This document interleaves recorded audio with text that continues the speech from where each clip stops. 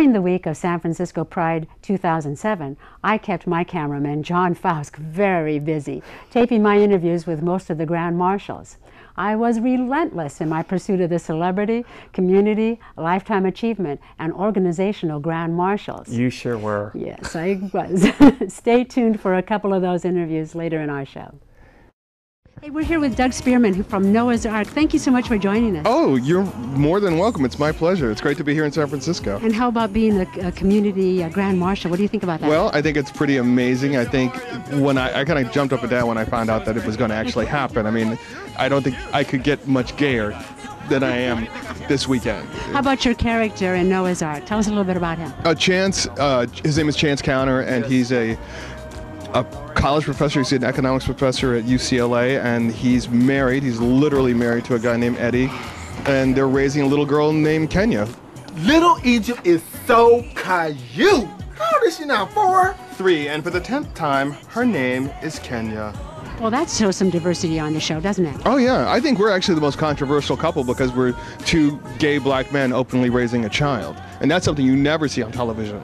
You're true. We don't get to see enough of that. Now, our theme here in San Francisco is Pride, Not Prejudice, which I love that. I love that. I think it's fantastic. Well, your show does that too, no? Yeah, I think we do. I think the whole point of the show is to show we're at every different shade of brown and cream and bronze, and we have real lives and careers and loves and problems, and we solve them separately and we solve them together. And I think the show isn't just about being gay or just about being a man, it's about being a person.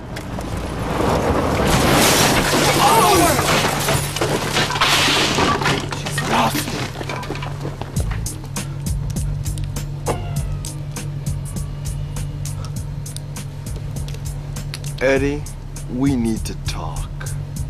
And it's great that you're doing the work that you do, just showing something positive out there on TV as well as here in the community. Well, thank you, but there's so much more to do. I mean, my big thing right now is marriage equality, especially in the state of California. I'm also on the board of Equality California. There you go. Yeah, so I mean, the great thing about actually being an actor is you actually can lend your voice to something, and people show up and they want to, you know, I can go to a fundraiser, I can help raise funds for something that I believe in, like either AIDS research in the black community or AIDS research period, or more importantly, changing laws in the state of California. I'm a Californian. I don't want to get married. I'm not seeing anybody right now, but I want the right to get married.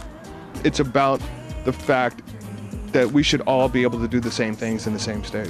Well, we appreciate very much what you're doing, and we thank you so much. Thank you for joining Outlook Video. Oh, Roberta, thank you very much. I appreciate it. We're with Jan Wahl, San Francisco's famous and fabulous film notorious film critic, infamous, and historian. You were just telling us about all the people in Hollywood who are also gay and lesbian. Oh, absolutely, and transgender, and then also bisexual. You know, bisexuality was big in classic Hollywood too. My passion is really classic Hollywood. Elizabeth Taylor once said, "Without gay men and lesbians, there'd be no Hollywood." And I would like to add to that, certainly no Hollywood I want to be a part of. They added the gay community and the LGBT community added so much to the fabric and texture of Hollywood, including people like George Cukor, Dorothy Arzner, all kinds of wonderful people, William Haynes, you know, think of Hepburn and Dietrich and Garbo. I mean, fantastic, not to mention Tyrone Power.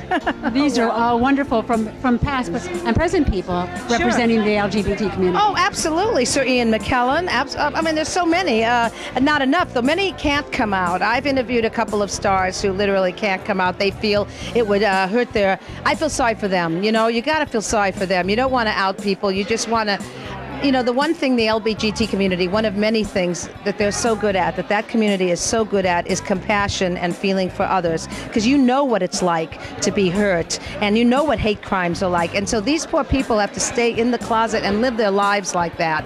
That's a terrible way. You know, there's a wonderful book about that Richard Chamberlain wrote, you know, who played Dr. Kildare, and of course the Thornbirds, very sexy. He had to stay in the closet through most of his life, and it's a very sad book. Tab Hunter also. Well, that's true about most people in our community. We each have a coming out story. Right, so it's very important. But God, I am so honored to be, I mean, I've been part of this parade for a long time, writing for AIDS benefit counselors that later morphed into Positive Resource Center. And then I brought it to Channel 4 and got them to do it, and got my Thank you for that. Got my friend Donna Sachet with the help of Donna. I got Donna Sachet involved, and also Javier Valencia helped me at the station, and we got it done.